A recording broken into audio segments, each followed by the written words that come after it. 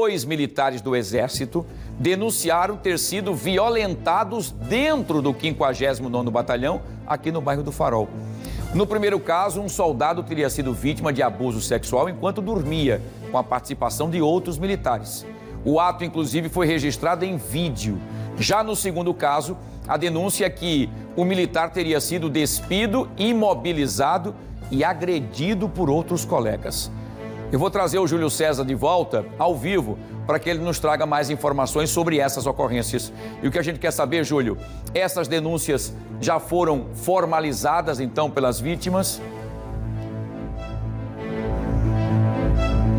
Já sim, viu, minha joia? Inclusive, a gente está com uma das vítimas aqui e a gente vai entender como isso aconteceu. Esse caso aconteceu no ano passado, final do ano passado, mas isso tudo já foi levado ao Ministério Público Federal. A gente vai trazer detalhes de como esse caso aconteceu. O Pablo Vinci era soldado lá, né, no 59º Batalhão de Infantaria Motorizada. Sim. Como é que aconteceu isso, hein, Pablo?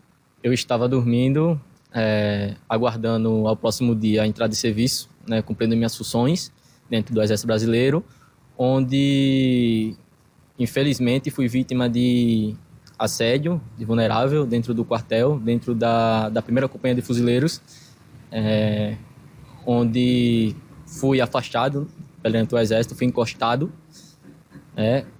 e mesmo assim, sobre tratamento psiquiátrico, sobre tratamentos psicólogos, o Exército omitiu, o Exército foi omisso em questão do processo administrativo internamente, né?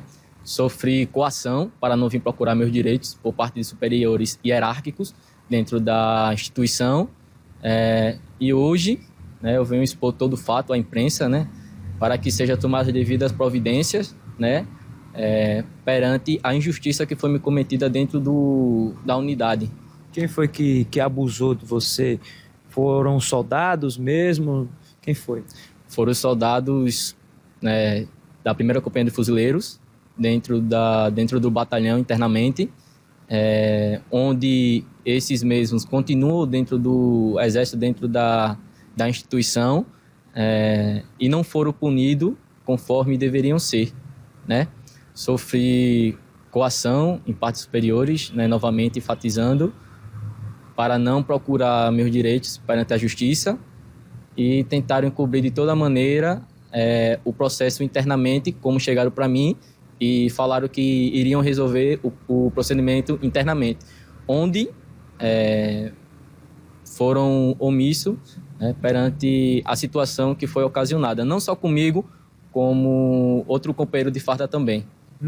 No caso, esse caso aí foi a denúncia, né, do Pablo, ele é uma das vítimas, e a gente vai entender mais porque esse caso foi trazido aqui ao Ministério Público Federal, o MPF. A gente vai conversar agora com o doutor Alberto Jorge, que é o advogado. Vou convidar o Alberto para vir aqui explicar também essa situação até jurídica, né, Alberto?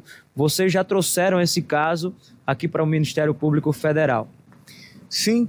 É a instância responsável para apurar desmandos que venham a acontecer dentro do Exército Brasileiro.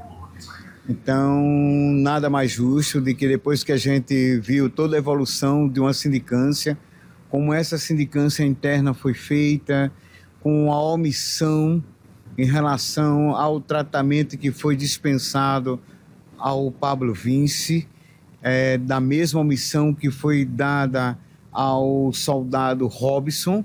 Então, a gente analisando o contexto geral dessa situação, resolvemos provocar o Ministério Público Federal no sentido de que o fato seja devidamente apurado, os autores devidamente punidos na forma da lei, porque é dessa forma que entendemos. Porque se o Exército entendeu que passaram pênis no rosto de um soldado, dormindo, que isso se trata apenas de uma brincadeira, ou pegar um outro soldado, colocar esse soldado dentro de uma câmara fria, colocar ele de cabeça para baixo, tirar suas roupas e dar palmadas em sua bunda, se acha que isso é brincadeira, eu tenho plena convicção que o Ministério Público Federal não vai entender dessa forma. E as vítimas estão trabalhando, Beto? As vítimas, o que aconteceu?